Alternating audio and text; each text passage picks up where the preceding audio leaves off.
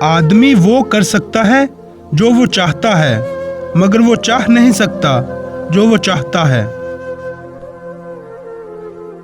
تم دیر کر سکتے ہو، وقت دیر نہیں کرے گا۔ مہربانی ایسی زبان ہے جسے بہرے سن سکتے ہیں اور اندھے پڑھ سکتے ہیں۔ تمام دانش مندانہ سوچیں پہلے ہی سوچی جا چکی ہیں، جو ضروری ہے وہ اس قدر ہے کہ ان پر دوبارہ غور کیا جائے۔ جن دلائل کو جٹلانا سب سے زیادہ مشکل ہے، ان میں سے ایک خاموشی ہے۔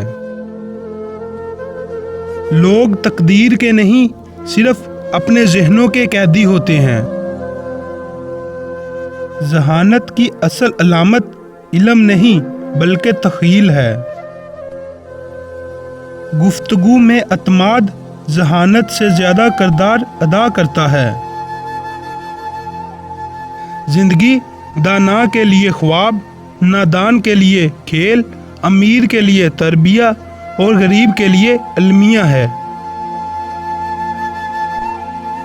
بے شک دلوں میں برے خیالات آتے ہیں، مگر عقل و دانش اور اللہ کا فضل و کرم انسان کو ان سے دور رکھتے ہیں۔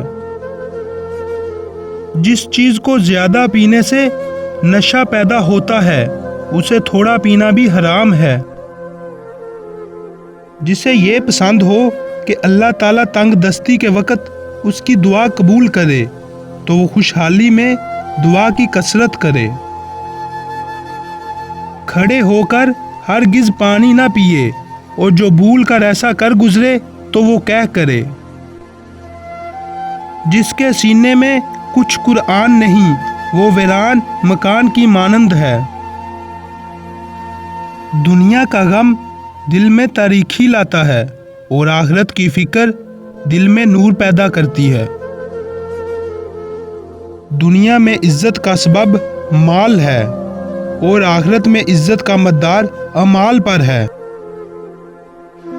عورت کا گھر سے باہر جانا شوہر کو پسند نہیں، تو آسمان کے سارے فرشتے اس پر لعنت بھیجتے ہیں۔ جو شخص پہلے سلام کرتا ہے وہ تکبر سے پاک ہوتا ہے۔ جو قبر میں بغیر اعمال خیر کے گیا، گویا سمندر میں بغیر کشتی کے گیا۔ جھوٹے ہونے کے لیے یہی کافی ہے کہ سنی سنائی باتیں لوگوں سے کہتا پھرے۔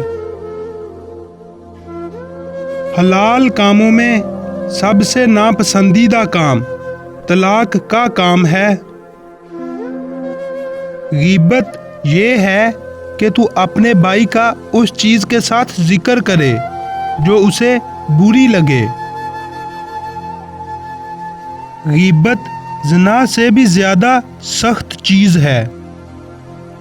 جو مصیبت اللہ سے دور کر دے وہ سزا، اور جو قریب کر دے آزمائش ہے۔